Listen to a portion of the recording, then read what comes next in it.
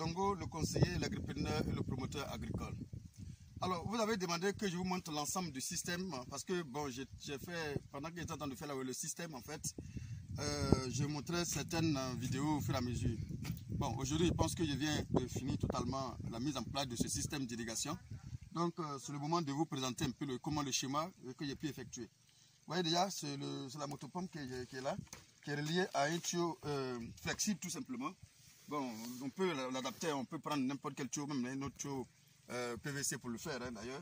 Voilà, donc voici l'autre tuyau, hein, l'eau qui repousse l'eau, qui tire l'eau.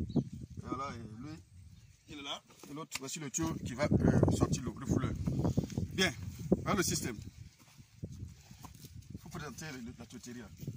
Donc ici, voici un peu comment j'ai fait le schéma. Voilà, ici, il y a un tuyau 75 que vous voyez là, ce sont les tuyaux 75. Et il y a un tuyau central, un tuyau 115 principal qui va partir jusqu'au bout, sur les 100 mètres. Ici encore, il y a un autre tuyau de 115 aussi qui va partir de l'autre côté.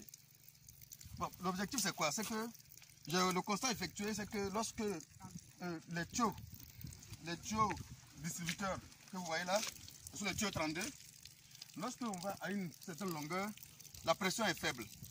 Donc il fallait forcément trouver un système pour mettre encore un autre tuyau principal qui va distribuer l'eau de l'autre côté en fait. Voilà. Donc vous allez voir qu'il y a plusieurs tuyaux comme ça, 32, qui sont liés à des asperceurs comme ça. Bon, moi mon asperceur, c'est pas celui-là. Voici ce que j'appelle asperceur en fait. Voilà, ce sont des bidons que j'ai perforés tout simplement. Voilà. Donc du coup, je parti. Vous allez voir que partout, il y a des bidons comme ça. Et dans l'instant qu'on met en marche, immédiatement, le rayon est irrigué. Voilà. Donc, vous voyez, il y a un autre tuyau, comme je l'ai dit, il y a un autre tuyau principal ici. Hein, ce sont les tuyaux 115 qui vont aussi jusqu'à 100 mètres. Voilà. Et tous ces bidons sont dessus.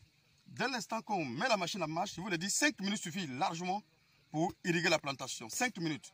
Parce que l'objectif est que, le constat est que lorsqu'on met la machine en marche, tout l'eau sort de manière homogène. Donc du coup, immédiatement, l'espace est déjà irrigué immédiatement. Ce n'est pas comme les asperceurs qui font des jeux d'eau où on a besoin de 1 heure de temps d'arrosage en fait.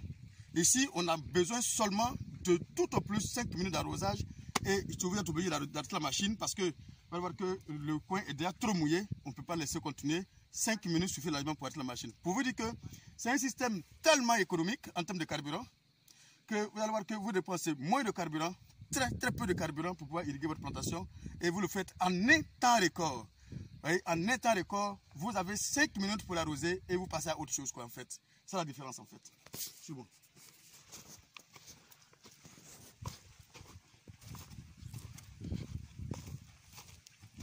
Voyez-vous, sur chaque tuyau distributeur, j'ai mis des vannes. Ces vannes-là vont servir. Plus la pression est faible, on peut ouvrir par exemple 5 vannes un coup pour laisser couler l'eau. Hein, les 5 vannes vont laisser couler et arroser l'environnement ici. Et dans l'instant qu'on finit, on ferme et on ouvre 5 autres vannes. Bon, si on constate que la pression est faible, parce que bon, plus on va un peu plus loin, la pression peut être faible. Donc du coup, il faut mettre des vannes et les vannes vont servir à fermer et à permettre à ce que l'eau puisse se condenser à un endroit bien précis pour pouvoir distribuer correctement l'eau, pour pouvoir arroser de manière homogène votre plantation tranquillement. Alors, voyez-vous, ce système, je dis et je répète, c'est un système pour moi qui est vraiment rentable, économique, parce que, voyez-vous, c'est vrai que les tuyaux PVC ne sont pas durables, mais pour ceux qui font des cultures comme des cultures maraîchères de 45 à 30 jours, 3 mois, 4 mois, je pense que ce sont on peut travailler avec ces tuyaux PVC pendant au moins 2 à 3 cycles. 2 à 3 cycles de culture, je pense qu'on a le temps de rentabiliser, d'amortir carrément tous ces tuyaux. Et les tuyaux même, ces tuyaux ne se gardent pas aussi facilement. Hein. Bon, parfois on peut aller jusqu'à même 1 an, 2 ans, 3 ans avec ces tuyaux tranquillement.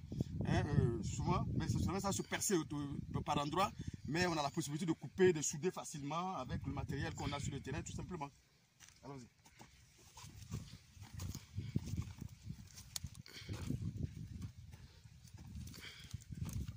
Voilà, donc voici un peu présenter hein, toute la parcelle, tout simplement. Pour celui qui voulait que je lui montre un peu l'ensemble du schéma.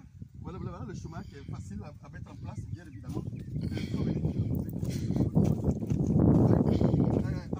Ces tuyaux qui sont de ce tuyau principal hein, vont s'arrêter là. Parce qu'on a vu qu'avec d'ici, la pression est très bonne. Mais au-delà d'ici, la pression semble un peu faible. Donc du coup, ça s'arrête là où on a bouché ça ici. Et tout simplement pour que l'eau puisse rester tout simplement ici. Et se papiller facilement et tranquillement. Voilà, donc c'est très simple à monter.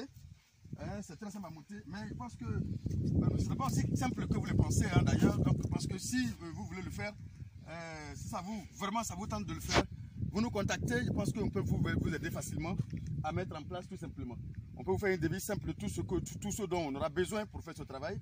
Et vous allez voir qu'on peut monter progressivement sur 1 hectare, sur 2 hectares si vous voulez.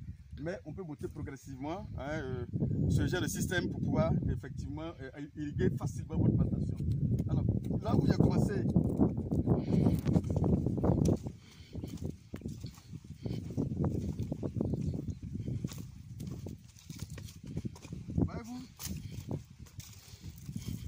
voyez-vous, c'est ici, donc là il a commencé, il y a ici l'eau, on avait l'eau constamment. Et avec le même système d'irrigation, ce sont les courgettes que vous voyez là, ce sont les courgettes que vous voyez là, avec ce même système. Alors donc, les courgettes ici évoluent très bien.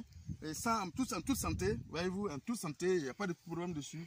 Mais ce sont des asperseurs. Mais attention, je ne conseille pas souvent le système d'aspersion. Pourquoi? En saison pluvieuse, d'ailleurs, en saison pluvieuse, peut-être on n'aura même pas besoin d'arroser d'ailleurs. Mais en saison sèche, je pense que c'est passable. Hein. On peut accepter de système d'irrigation par aspersion. En saison sèche, ça peut marcher facilement. Là, on court moins de risques de parasites, de champignons, de bactéries. On court moins de risques. Par contre, en saison pluvieuse, de toutes les façons, en saison pluvieuse, on n'a pas besoin forcément de mettre un système d'irrigation en place. Or, ce système peut conduire 2, 3, 4 saisons, 4 contre-saisons. Pourquoi pas? Du coup, on a le temps d'amortir tout le budget, tout ce qu'on a mis dedans. Voilà, parce qu'on va répéter des cultures ici, on va les répéter. Et du coup, on a le temps d'amortir tout ce qu'on a investi pour la tuyauterie et autres. Voilà. Donc voici un peu présenter le système. Je pense que je viens de finir intégralement le truc aujourd'hui. Tout à l'heure, je viens de mettre ça en marche.